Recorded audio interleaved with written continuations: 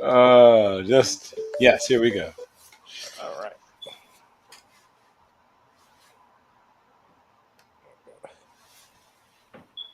Okay.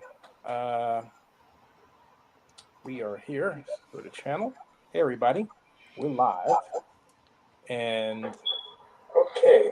I think I'm going to leave. We are here. Go to channel. Hey, everybody. We're live. Turn this down a little bit. You can still hear me, right? Yes, well, and an echo, but yes.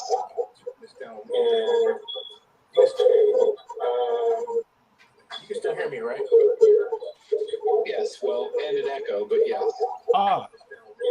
Echo cancellation. I have it on. Hear me, right? Yes, well, and an echo, but yes. Echo cancellation. Let me try that. I have it. Hear me, right? That's not working. I'll adjust it the other way.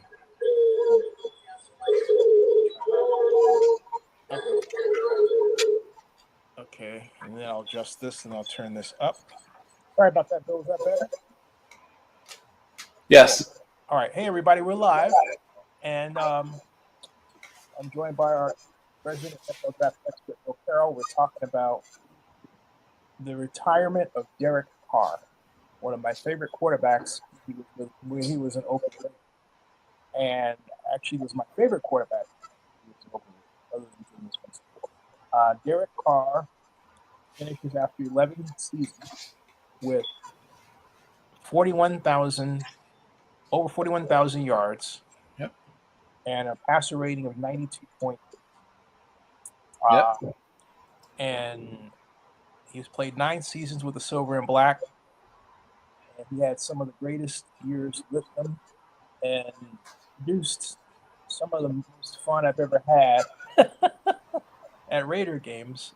In particular, our comeback against the Kansas City Chiefs on a Thursday night. We were wearing the Raiders wearing their AFL championship, 1967 AFL championship, white on white. When the Raiders were wearing that, great uniform, just set the tone for an amazing game, an amazing classic Thursday night football, and cemented Derek Carr's legacy as the man of the back for the Raiders.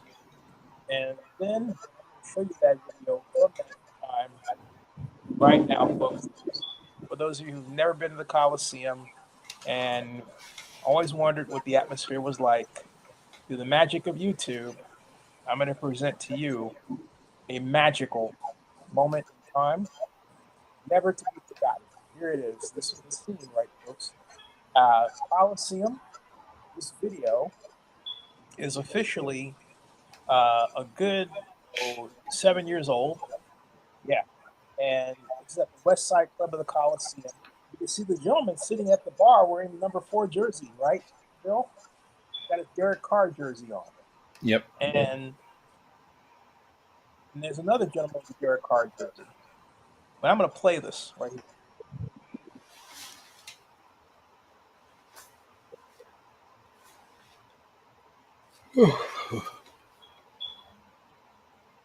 Now, what I'm talking about as far as the dagger, folks, when I say that was the dagger,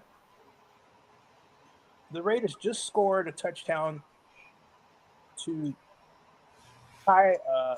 take the lead. It's a tie, and they hit the extra point there. And it was a game where the Raiders seemed like it could never get in the end zone, but there were 4 penalties, one for each play, that literally kept the Raiders' drive alive. It was crazy. So this point was when that dagger had been placed, but then something else happened. Watch.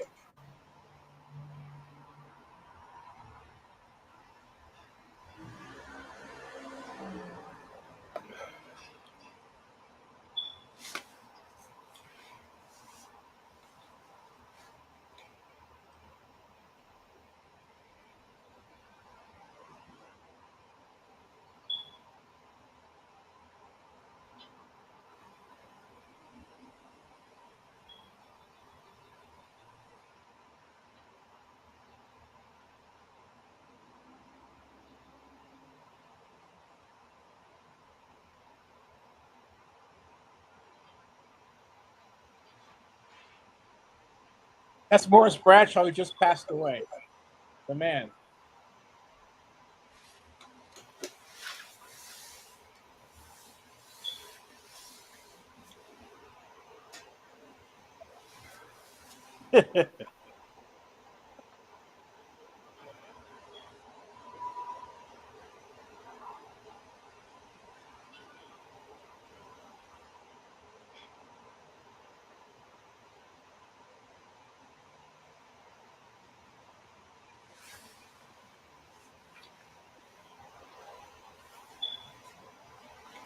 Whew.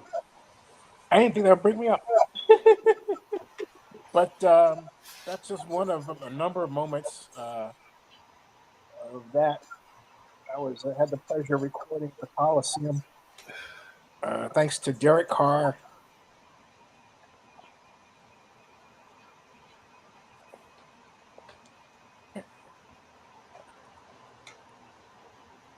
And the Oakland Raiders.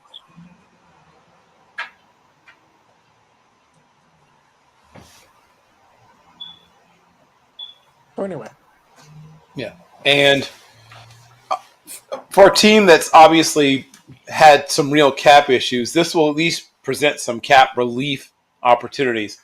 Now, his cap hit, at least until June the 2nd, will still be $20,462,000. But if they don't process his retirement until after June 2nd, which I'm assuming they won't, then they do at least get back about $30 million in cap space. Talking about the Saints, right? Right. At that point, the Saints cap hit will still be $13,207,000 this year, and then $35,670,000 for 2026. But he's completely off the books now by 2027 with his retirement taking place. Now, some of this is because they'd restructured recently anyway. Originally, he was going to be $20.4 million against the cap this year, and then $69.2 million against the cap next year, prior to the restructuring. But like I said, they'll get some relief, and this is a team, I don't have to tell you, that for a long time sort of kicked the can down the road, in terms of cap situation. Back when they had Jimmy Graham, back when they had Drew Brees and others, they were always sort of, borrowing from tomorrow to pay today, and eventually caught up with them. But they did restructure Carr's contract in March. So that's why they're going to get a little extra cap relief, because they did actually accelerate certain things that were in the contract. But he had not thrown a ball for several months. And then around mid-March, about 5 weeks, I guess, or so ago. Mm-hmm. 4 weeks, about 4 weeks or so ago. No, that's right. No, more than that. More like 6. There we go. About 6 weeks or so ago, in the middle of March, he started trying to throw a football again. And they went back and found he still had a labral tear, but also discovered that there was some degeneration of the actual rotator cuff. And it had not responded to rehab nor the original surgical procedure that he had. And while there was the opportunity to perhaps do a second procedure to see if that might help, for two reasons. One is I just think, the man had, as you just mentioned, played 11 years in the league and knows his body pretty well. The one good thing of being a veteran quarterback who's played behind some very below average offensive lines is how your body reacts to certain things. But as you said, this opens the door for some other opportunities. Now, currently, Jameis Winston is on a 2-year contract, and he had a $2 million signing bonus with $5.25 million in guaranteed money per year. So it's an average yearly value of about $4 million per year. But like I said, the $5.25 million is guaranteed, and then the signing bonus has already been awarded to him. So that's money that's already there. The Saints could probably figure out a way to fit him. Now, they obviously still have rookie contracts, they're still hammering out. But because of the rookie salary structure, you pretty much have an idea of what you're going to have to pay your rookies. It's not like, the old days prior to the rookie salary structure where conceivably, you could end up having your highest paid player on the team be your first round player you just drafted. That time is now gone. So it's possible they can make it happen with Jameis. They'd still have to convince the Giants, to make the move. Part ways with them, yeah. Right. That's the thing you still have to do. It means you have to pretty much sweeten it, right? Because they know you're desperate. The problem with if they still had Carr, or it looked like Carr might come back, they would have a slightly stronger bargaining position, right? But when everyone knows that you're looking at either Derek Carr, Tyler Shuck, Jake Haener, or Spencer Rattler, when that's right. So when that's your selection, and you're talking about the quarterback room is basically zero right now. Well, it's zero in terms of having mastered the quarterback position, right?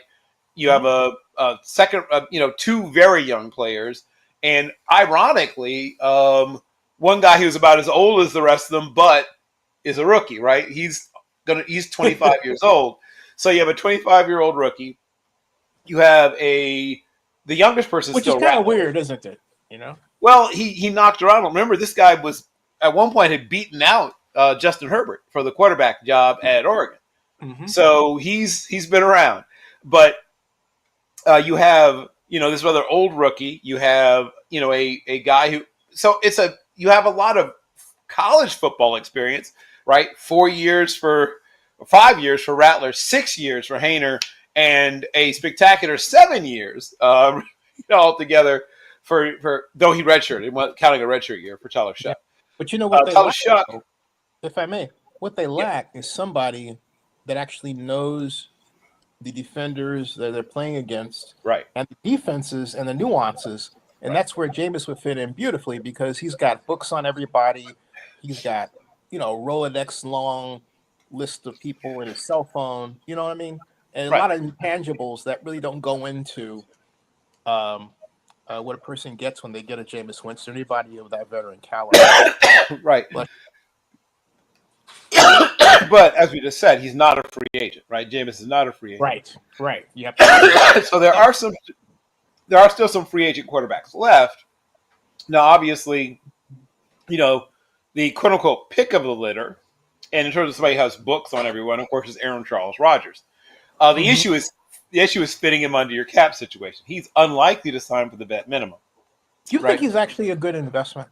I don't. Well, not a good investment for winning, but if you're talking about someone who can talk to your young quarterbacks, your second and third year or first year quarterbacks about what to look for, or what to avoid, or who does this, or which teams like to rotate your safeties late, which teams like to play combo coverages where you're playing man on one side of the field and zone on the other. Like, nobody other than people who literally are coaching have seen more defenses or more things that defenses do than that man. So you're going to either have to go after somebody who's, like I said, like Jameis, already under contract, which means not just paying the player but providing something to the team, right? Because teams don't just give you players, right? Or you're going to have to look at the, like I said, remaining free agents, and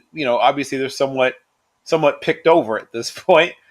C.J. Beathard is still out there. If you're looking for a slightly younger veteran, you've got Desmond Ridder, but Desmond Ridder is sort of in the same boat as Haener and Rattler. He's another player that really is rather green.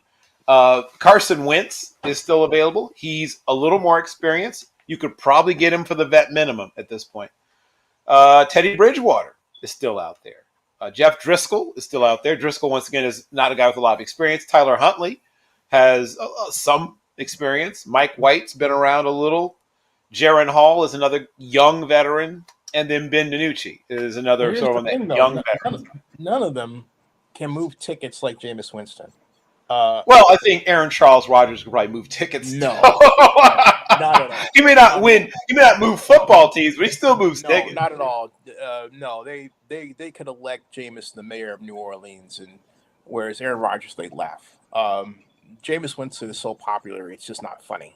I'm aware of Jameis's popularity, but I mean, you can't tell me that people wouldn't buy tickets. No, they even if just to watch Aaron Charles Rodgers, be exposed or whatever. Not to the extent they would for Jameis. Absolutely not. That's Well, No way. if you're talking No specifically way. about people in New Orleans, maybe not. But remember, they play other places other than New Orleans. No, I'm talking about that's what I'm talking about is New Orleans.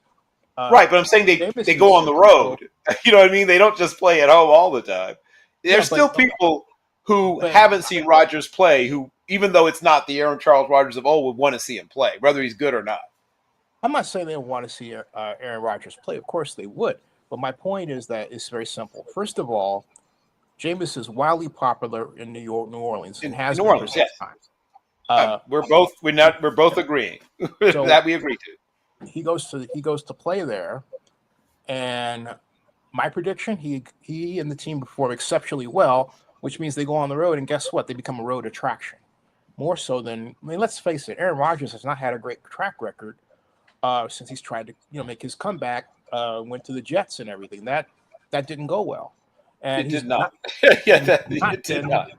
he's not been on the practice. We haven't seen him throw. We don't know No. what his ball velocity really looks like under pressure, under duress. There are a lot of ifs out there that at this point I think add up to a subpar investment. Now, I hate to say that about my old blue, uh, because he does a lot of great for our program, Yes, he did. without question. But hey, look, I think there is a job for him as co-general manager for Cal. Should he choose to accept it, and I think he would do wonders for our program. We certainly need a shot in the arm. But Bill Walsh said it best. You have to know when your time is up, and Yes. look, it's hard to tell an athlete that. It's almost impossible until they realize it themselves. Now, there's something else here with Derek Carr, and I'm going to have to make a live stream specifically about it. And the fact of the matter is that, and the reason why I keep playing these, I'm going to play another, is I think Derek Carr should come back, unretire, and join the Raiders and retire as a Raider. Well, I mean, he probably still will. He'll probably do the whole, 1-day contract thing that they do a lot of times with veterans. Here's why, folks. I have to share this because Derek Carr embodies so much Raider history. It literally isn't funny. This is a fan. I didn't know these guys are a fan of my channel. This kid was a fan of our channel, Zenny 62. This is at the same Raider game where they came back and won. Watch this.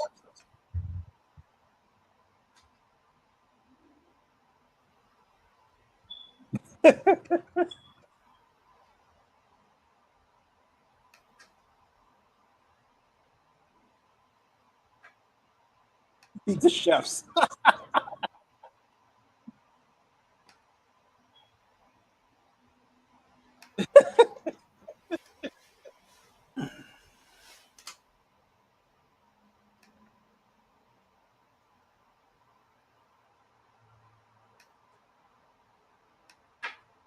Thank you.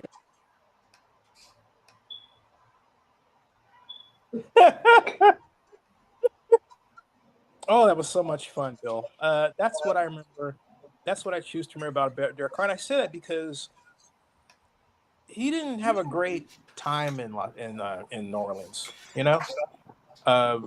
didn't take to the city. The city didn't take to him. He didn't play at his best, and he didn't behave at his best. And so there were not people shedding tears. He was playing really, really well before he got hurt. Like, I had him in fantasy. I was looking at what he was doing, and he was playing really, really well before he got hurt. Now, he wasn't able to stay healthy, I would say, is the main thing. But look at the numbers that last season before he gets hurt. And he's putting up numbers. He's in the top 3 or 4 in every statistical category. He did. But unfortunately, I mean, there were incidents like with Chris Olave, which is very sad. There were his abdominal injuries. I wasn't for him going to New Orleans to begin with. I thought Mark Davis should have simply given him a chance. The whole thing didn't come off right. It was a lot of tears shed by a lot of folks who Raider fans, who I had the pleasure of interviewing Derek in 2015. It's here on Zenny on YouTube, right? And when he was with Del Rio, who was another class act. So, I mean, for those of us who've probably been around too long, like me, the Raider memories and the mystique are still there. And Derek was very much a part of them. It really was. And I don't think that should be thrown away. I'm not saying we are in this instance, but it's just such an indelible part of who he is that I can't imagine him just retiring. I just can't. Just can't see him doing it. Would say, well, yeah, he should have. Mom, you're absolutely right. He should have. He needed to retire. But I want to see him retire as a Raider, be it in Las Vegas or Oakland. And of course it's going to be Las Vegas because they're proud Las Vegas Raiders and they're worth like what, $6.5 billion.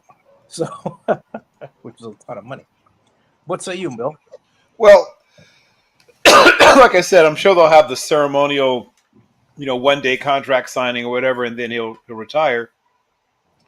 He very much wanted to stay a Raider. He wanted to retire a Raider originally, like not really retire.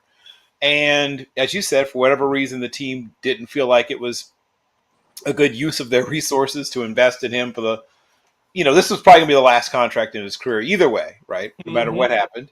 Mm-hmm. He has children that are now getting to the age where they are themselves competitive athletes, right? The Carrs are a very well-known athletic family in the Bakersfield area, right? Yep. Obviously, there have been, 2 NFL quarterbacks, and Darren, the largest of the brothers, who was a pretty good offensive lineman in his days at Fresno State, is a fairly well-known coach. So they're a well-established family, not just in football, but also in the Fellowship of Christian Athletes, the FCA, right? Yes, all of the which Zenny 60s Media is a proud recipient of their press releases, and we post them whenever we get a chance. Yeah, the Carrs are extremely well known to the Fellowship of Christian Athletes, and I believe that's probably where Derek Carr will spend much of his time, and I'm sure he'll have some sort of ancillary role, maybe with Fresno State as well. But I think he'll probably find himself, being a person who has some sort of maybe spokesperson or ambassador or some kind of role with the FCA, and he'll do camps and things like that. He's already done that. He'll keep doing, I'm sure, the camps with kids and stuff like that. He's very involved in the community, and he cares deeply about being involved in the community. I think people underestimated some things about him. He was a person with really a high level of physical toughness and a fairly high level of mental toughness. He took a beating in college as well as in the NFL. He's never once known what it's like to play behind a truly good offensive line. I think in his best years in Oakland, they had an maybe average offensive line with maybe 1 or 2 holes and some good players to sort of balance it out.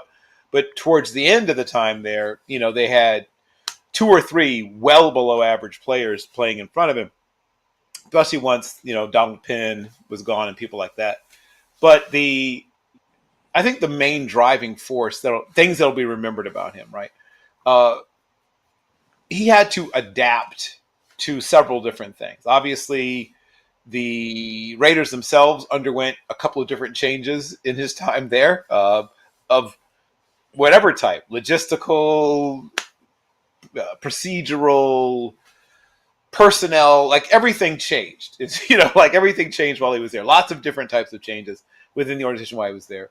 He finds his way to New Orleans, and unfortunately, he gets there at a time that his brain, like his football brain, is peaking out. It's at that part's at its best, but his football body is starting to head in the other direction, and that's the tragedy to some extent, right, of being a great football player. With that abdomen injury his first year.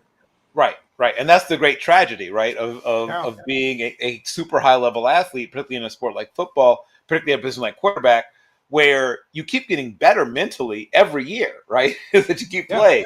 But unfortunately, somewhere for most people in the 30s, and for some very lucky people a little later, but for most people a little after your 30th birthday, your body starts to recover less quickly and less completely with each passing year, right? Yep. Right. I was talking to my personal trainer. Shout out to Schmid Etienne out there, Schmid. My personal trainer was also the personal trainer for some members of the Bears, including Tommy Harris. And so I got to know Tommy Harris a little bit through my personal trainer, Schmid. The defensive tackle. Right, the defensive tackle. On his way to being possibly a great defensive tackle in the NFL, but a severe back injury tremendously curtailed his career. But I got to talk to Tommy a little bit. One time, I was working out with Schmidt, and Schmidt said somebody wants you to meet, and boom, there's Tommy Harris. And Tommy was trying to make a comeback at that point. And he said, when you first get in the league, day after a game, you're, kind of rough. And then 2 days after, you're very, very sore. But 3 days after the game, it's like, oh, I feel pretty good. And then year 3, it takes till 4 days after the game to feel good. Then around year 7, it takes about 5 days after the game to feel good. At some point, you get to the point where your body never feels good. You just feel bad all the time. And that's one reason that some guys retire even without one particular injury. But in the case of a degenerative situation in your rotator cuff, I don't have to tell you that that's not one of those things you can just as what Derek Carr had. Right. You can't just say, oh, we'll, throw a brace on it. Oh, we'll numb it, right? That's none of those things fix There's that. no coming back from it, right? Well, there may or may not be coming back from it, but none of the normal things are going to fix it. You just have to hope for almost a medical miracle at that point, right? Yep. Something that, platelet rich, whatever, like something, sort of semi-magical happens. And there have been people who have some like semi-miraculous recoveries, but it's like taking all your money out of your 401k instead of buying lottery tickets with it, right? It's a real gamble at that point, trying to attempt. So let's talk about Jameis and Kellen Moore. Sure. Because I think the pairing of the two would be masterful because Moore has an offense based on movement and timing, and he likes to use a lot of spread formations. He's not exactly where I would like to see him in terms of motion and shifts, but that's another story. I think if you pair I think Jameis would be the missing piece for them. What say you? Well, two things. They still, like I said, have to figure out a way to acquire him.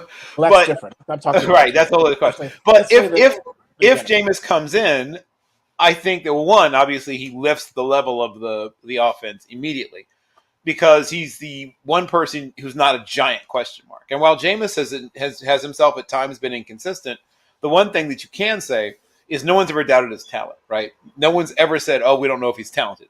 There have been questions about other things, but never about his talent. And he's been at times too trusting of his receivers. And I think now he's learned to balance the risk a little better. And, even sometimes in Cleveland, I saw him, take some risks that weren't always the best, but it was better than early in his career where I would argue that that's because of his coach. That was Ken Dorsey. And Ken Dorsey admitted it. He admitted they were being overly aggressive. And then he would back away from it later because I recorded everything that he said.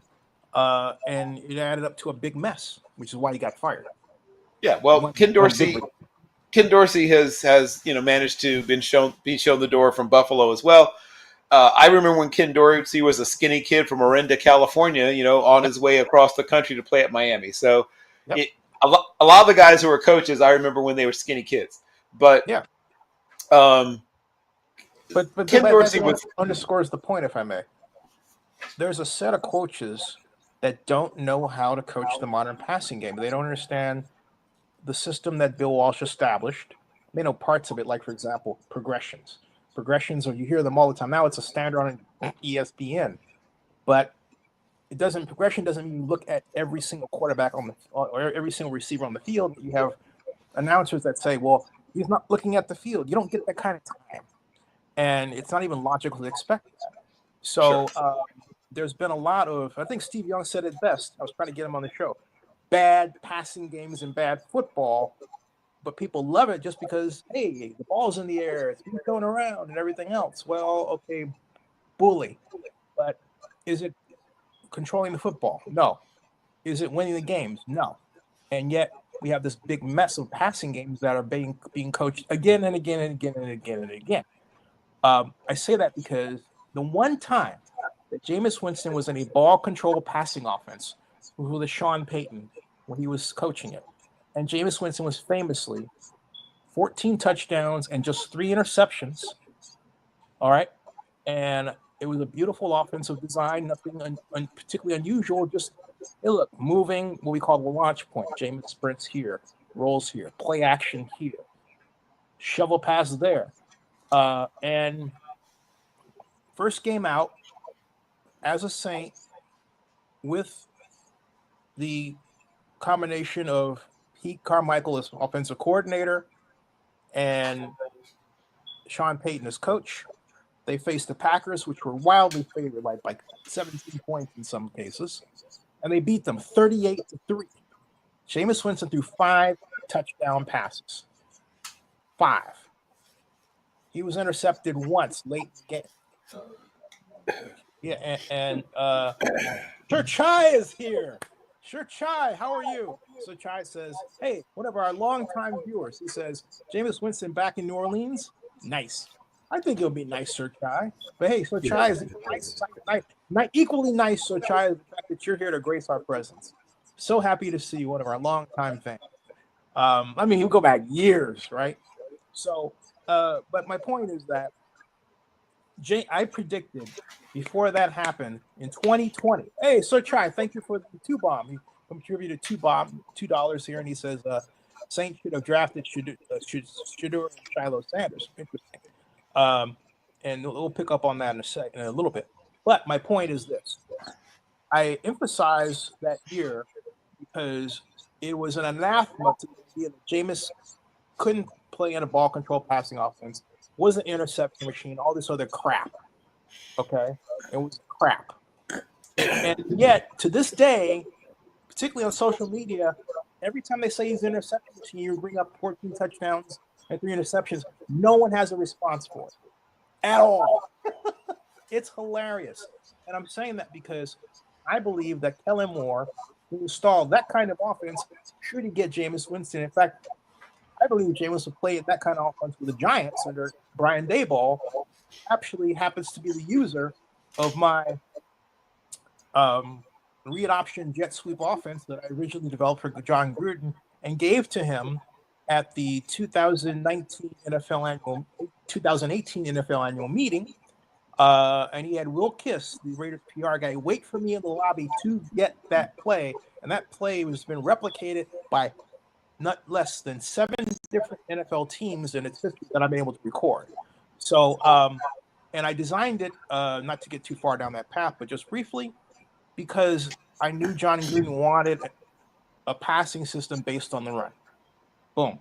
So Sir Ty says Derek Carr had only 2 good years in Oakland, all under Jack Del Rio, 2015 and 2016, until he got hurt against Indianapolis.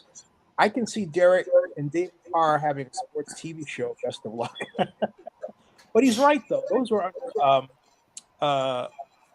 the offensive coordinator there was Bill Musgrave, who I think did some of his best work with Derek Carr. What do you say, Bill? Yeah, well, once again, another guy I remember when he's a skinny kid, Bill Musgrave at Oregon State. Yeah, he played for the Niners. Remember that? Yeah, I remember him quite well.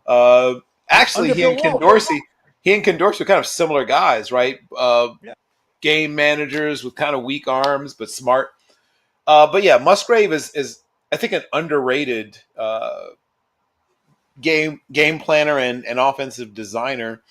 I think there's lots of people who do understand how to put together an offense, but some of them are put in situations where they aren't given either the right fit in terms of who they want and what they want, or they have a head coach who, sort of is at loggerheads, which happens sometimes with what they want to do. But of the people that I trust, right,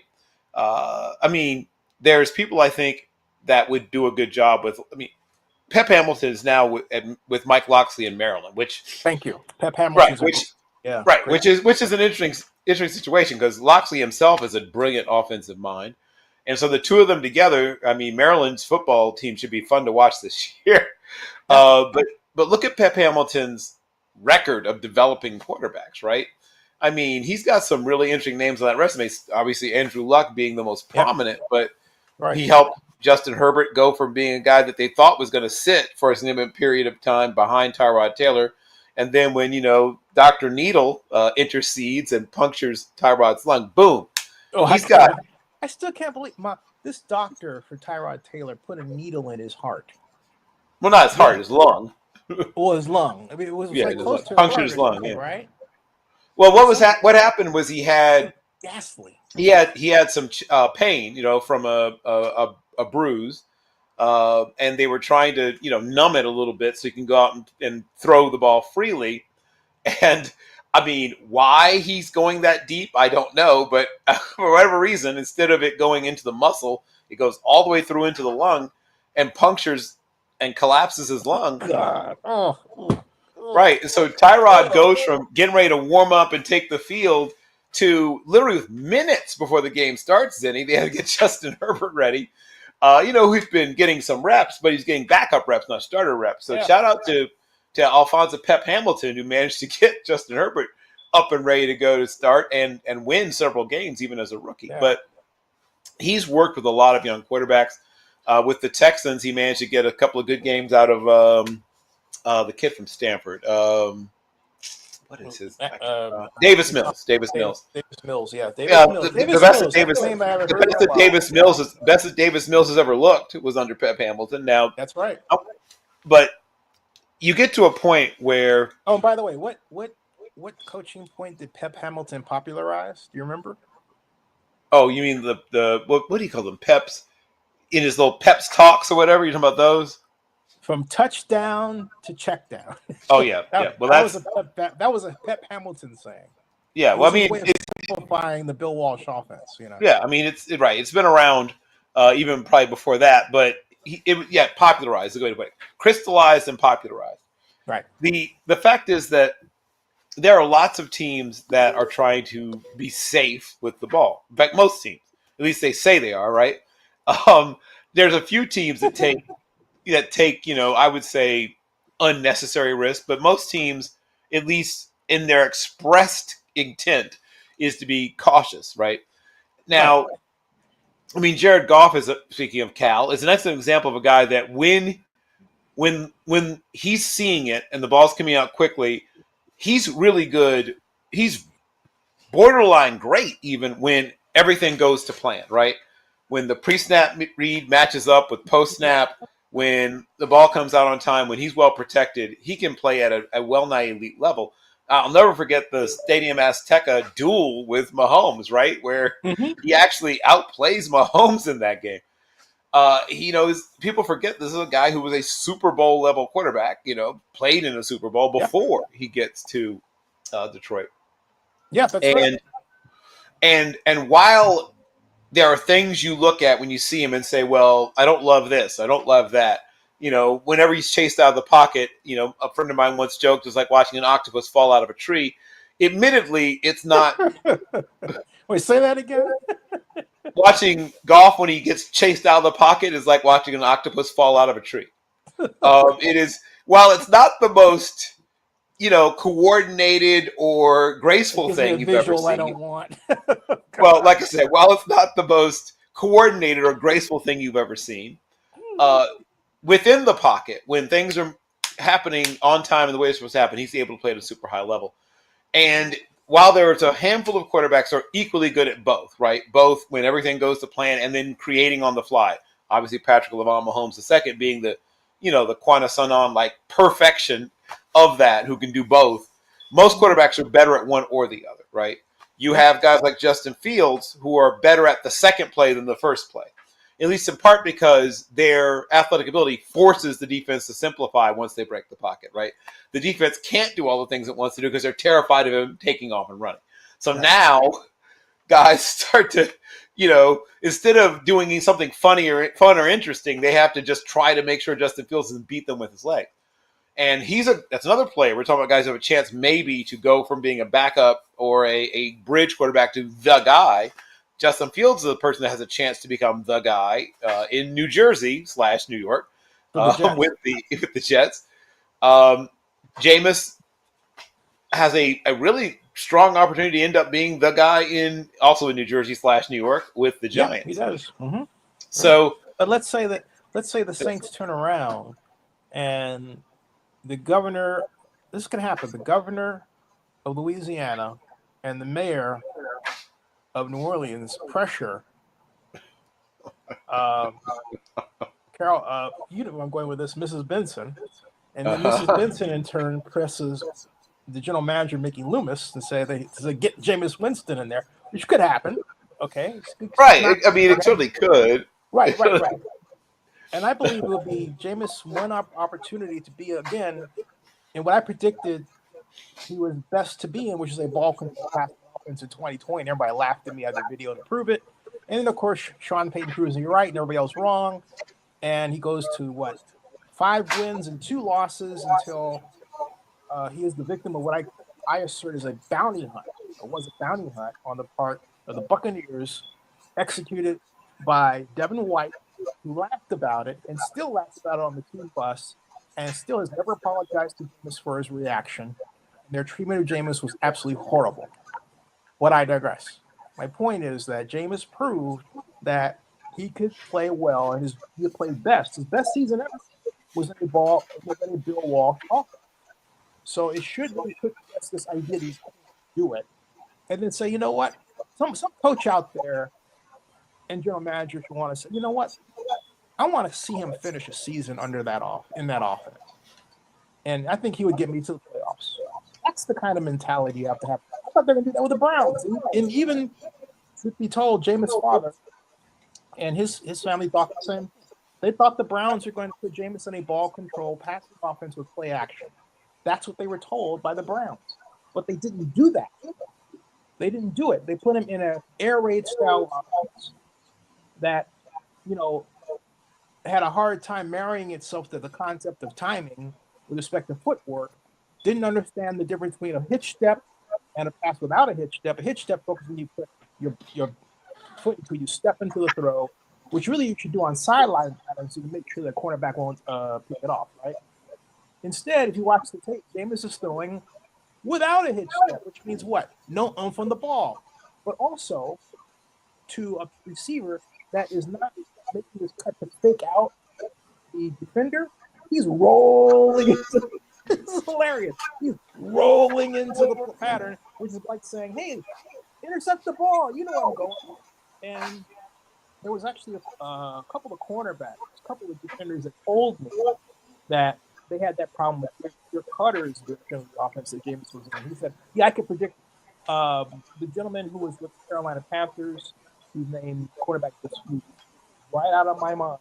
I asked him specifically about that with respect to Jameis, and he said, yeah, we could predict the kind of pattern they were running. They were very easy to intercept. He said that to me. I believe I have it on video here.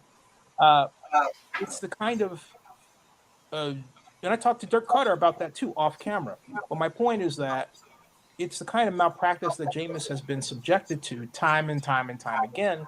And the average football fan doesn't recognize that because you have this ESPN world that wants to make it look like the players are drawing the players. They only refer to the players and not the offensive coordinators or the schemes or anything else. And Sir Chai just gave us a $5. Look at that, Bill. Hey, that's Sir Chai. That's $7. Thank you, Sir Chai. Sir Chai says, hey, Z, as you know, I'm a stadium nerd. I'm happy to Stadium nerd. Okay. Commanders. Browns might get a new stadium. Any updates in Oakland Coliseum? Well, very briefly, we are still way off the chart there, Sir Chai. I don't want to get off the track and take away from the expertise of my friend here. I will only say simply that Oakland can get it together with respect to stadiums and sports, but Oakland does not have a collective mindset now. Unfortunately. Bill, what say you about not that, but what were you going to say about? Oh, well, I mean, you've got a really talented young group of receivers in New York, right? Yes. And Brian Daboll is still largely thought of as one of the, amongst the younger coaches, one of the ones who's best at designing plays and putting quarterbacks in positions to succeed. Obviously, he did the best he could with Daniel Jones, but I think he gets another chance, another bite at the apple. You have the old steady hand of Russell Carrington Wilson, and then obviously Jameis Winston, who I think has a really good chance, like I said, of coming out with the job. And obviously, while the future may be... Hold on 1 second. Yep.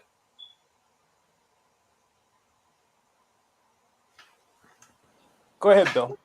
And while the future may be Jackson Dart, the present will be one of those two veteran quarterbacks. So And as you probably have already calculated, if either one of those two players wins the job, and at least one of the drafted rookie quarterbacks, most likely, the one who's most likely, obviously, would be the person taken first overall. But Cam Ward taken first. yes, right. So if either one, either Jameis or Russell Carrington Wilson and or Cam Ward wins a starting job, we'll now have over half of the starting quarterbacks in the NFL will be black at that point. So that'll be sort of a high water mark in the history of the NFL. But either way, Bill, I think say that one more time, sir. If Cam Ward and either Jameis or Russell end up being the day one starters for their franchise, and all the, of course, black quarterbacks who were starters come back, or the ones that stayed with the same team come back as starters, which I'm anticipating the ones who are with the same teams will. At that point, over half of the starting quarterbacks in the NFL will be black. Which for the first time, that'd be a great achievement, wouldn't it? Yeah, for the first time in the history of the league, obviously. So yeah. It would be certainly a signal that things are beginning to open up and change. But I think Jameis is still in a really good environment, a good setting. I think that the Giants will take a step forward as a franchise. He really does have some rather inviting targets to throw the football to. Oh, yeah. So wherever it is Jameis may land, he has a chance to have a really good bounce back year. And like I said, the Giants have a real opportunity. We'll see what happens. I mean, obviously, he still has to win the job, but like I said, I think he's in a good spot. Let's do some house cleaning as we move toward the end of this wonderful conversation. So Chai adds, he said, Derek Carr we got that part. Then Chai writes, I agree, Zenny, 62. Unfortunately, since the New Jersey Giants, as he prefers to call it, drafted Jackson Dart, spelled differently, to spite Shedeur Sanders. Now, Jameis is in a crowded QB room. Saints should make a trade. You think the QB room is crowded? Well, because you have DeVito. You have 4 quarterbacks for the Giants. He's not right now. Point is a good one. His point's a fine one. I think Tommy DeVito is not long for the team, but as of this very, very moment, Russell Carrington Wilson is the listed starter. Of course, nothing much has happened yet. And then we have Jameis and Jackson. Jackson Dart and Jameis are currently essentially going at it for the number 2 spot. But Jameis, like I said, is a good opportunity. Now, if Russ plays, incredible football, he won't see the field. But if there's either an injury or if Russ is at all ineffective, that opens the door for either Jackson Dart or Jameis Winston. And Jackson Dart, obviously, is a talented guy. I sort of called him a poor man's John Matthew Stafford, in that he has a lot of the same sort of qualities that Stafford had. A little more athletic, a little more mobile. But he has one problem, though, Bill, one big one. And the problem is that he was using hand signals in college. And even Brian Daboll said this yesterday. Sure. He's got a learning curve to go through. Right. Regarding terminology, knowing it, calling the plays, things that Jameis Winston knows second, like, drinking water, right? Sure. Among other things. I can't compare them like that. I can't say, well, I can stick him in over Jameis, because you're going to get a problem where he may leave out a term, make a mistake, call the play, go in the wrong direction, okay, which happens a lot. All right. Which is what, practice in the preseason is supposed to try to hammer those things out. Once again, right. If I may, and even then, there's a crapshoot that goes with that. And with Jameis, you don't have to worry about that, because he's done this for so many years, going all the way back to high school, when the terminology in his day was more complicated than it is today, believe it or not. Yeah. I can't compare them. I can't. Well, whether you can or can't, they're in a competition. So whether it's being compared or not, there's a competition. It's an open competition, as I'm sure you've heard stated, and laughed at when I heard the term. Yeah.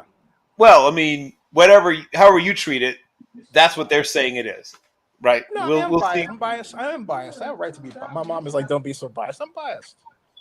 Right. Well, I mean, you can be biased if you choose to be, but either way, it's a competition. They've got a really interesting running back room with Tyrone Tracy, who had a really good rookie season. They brought back the veteran Devin Singletary as sort of the old man, in quotes, in the room. They have Eric Gray, and they just drafted Cam Skadabo, who I really am excited to see what they do with him.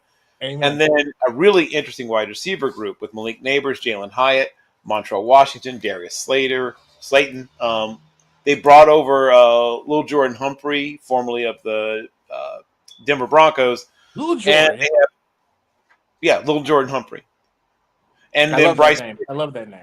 Yes. And then Bryce Ford Wheaton, the speedster from West Virginia.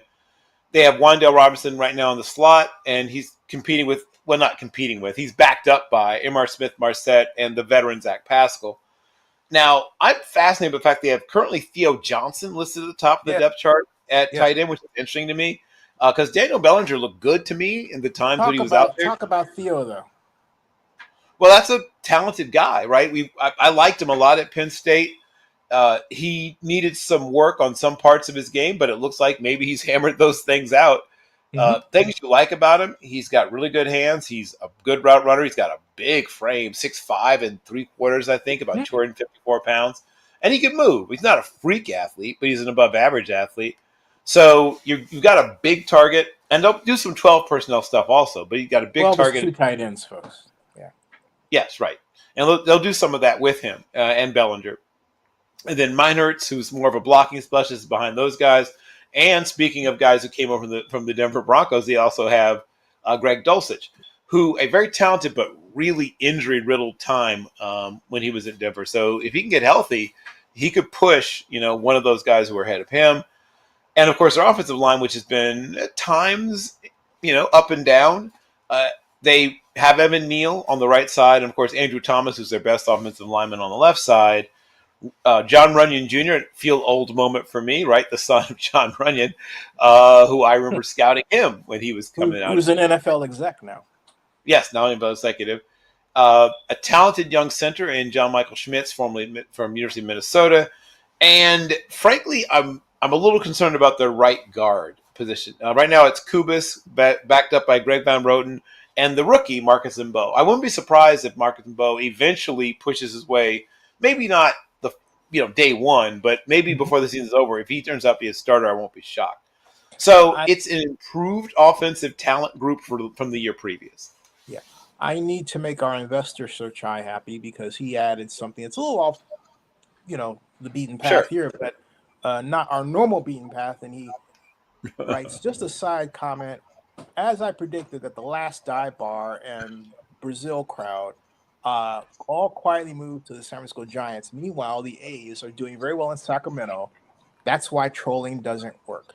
Well, yeah, what he's talking about is last dive bar, a group of Brazil crowd, that has been very upset with yours truly here because I had said in November 21st of 2021 that the A's should leave because the city of Oakland was not going to deliver a stadium package for them and a subsidy on time.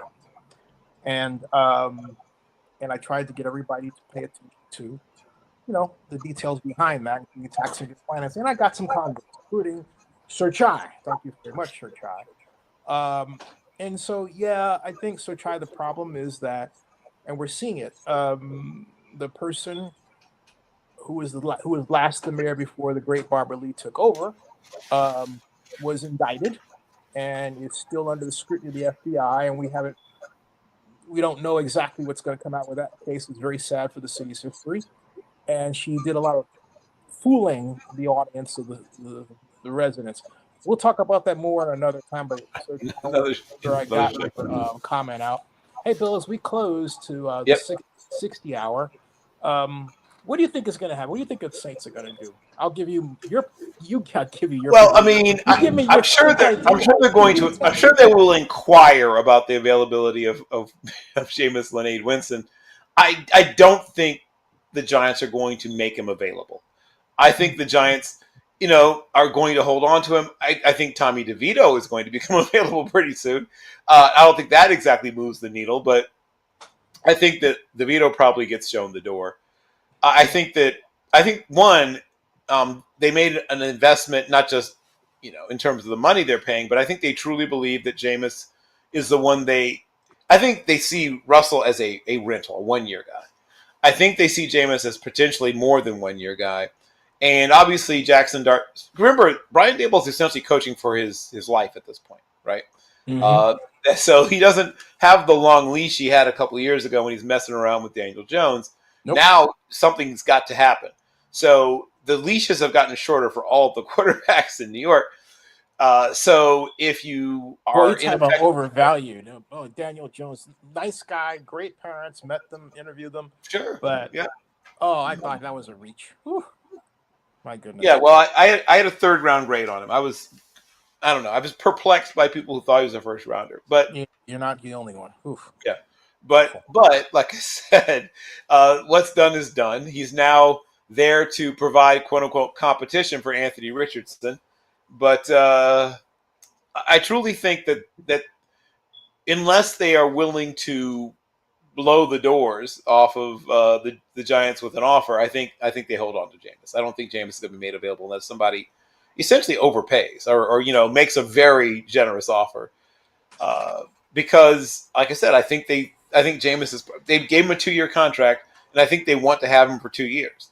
I don't think this is a 2-year contract just because, right? No, right? I don't think it's just because either. I think that everyone has seen that they haven't.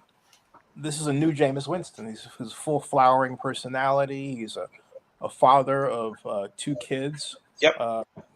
Brilliantly intelligent wife who's been with him since high school. Right. And he's a pillar of the community wherever he goes. Doesn't matter if it's New Orleans or New Jersey, Cleveland, or New Jersey, where he's learning to speak Italian in a sense. Yes, right. Right. And so he's a guy you want in your locker room. He's a guy you want to be a leader of your offense, and it's not bad.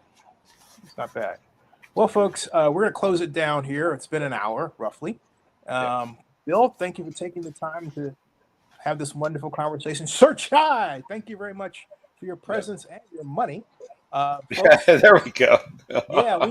we need 10 times that. Yeah. Well, if you enjoy breakdowns of the players who were drafted, I'm finishing up this weekend with the cornerbacks. I've posted on all the other positions, so I have one left. I'll be talking about the cornerbacks. You'll see that probably pop up tomorrow. Yeah, and folks, we're going to move toward a regular schedule for shows because I've noticed that regularly scheduled shows do better. Because they're predictable. Everybody knows we're going to be here at this time slot as opposed to, we're doing it here. What we're doing here, you can't really figure out where we're at. We're going to change all that, right, Bill? Well, it makes it easier also to schedule things for the people involved. Also, if they know what day and what time things are happening. Yeah. So, stay tuned for our schedule rollout on Tuesday of next week. And that doesn't mean we're going to do the schedule. It's going to roll it out. All right. Right. Just so that we can figure it out, digest it, figure out if that's what we want to do in that way, and then we'll roll it out. So there you go. So we'll roll out in video form. We'll say, hey, here's our schedule moving forward, which will make our lives easier. All right. Correct. All right, folks. So again, thank you all very much. Thank you. Thank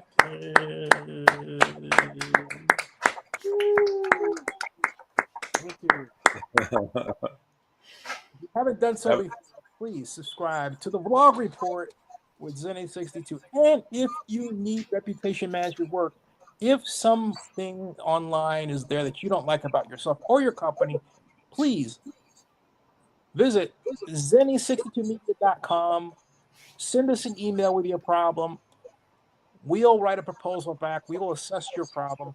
And I guarantee we will fix your online reputation management problem. Or if you simply want news put out there in multiple content fashion, we have a space for that too. We have a variety of services we offer for content creation for clients. So please hire Zenny62 Media. And we're also looking for investors. We're a C Corp, folks. That means that I have stock, Bill has stock, we are listed in Delaware, and we're designed to be either acquired or go public. So, hey, look, help us get there. All right, folks. Hey, thanks, Bill. I'm going to Yep. end the stream with a push of a button. Thanks, everybody. We'll see you. Bye-bye. Good night, everybody.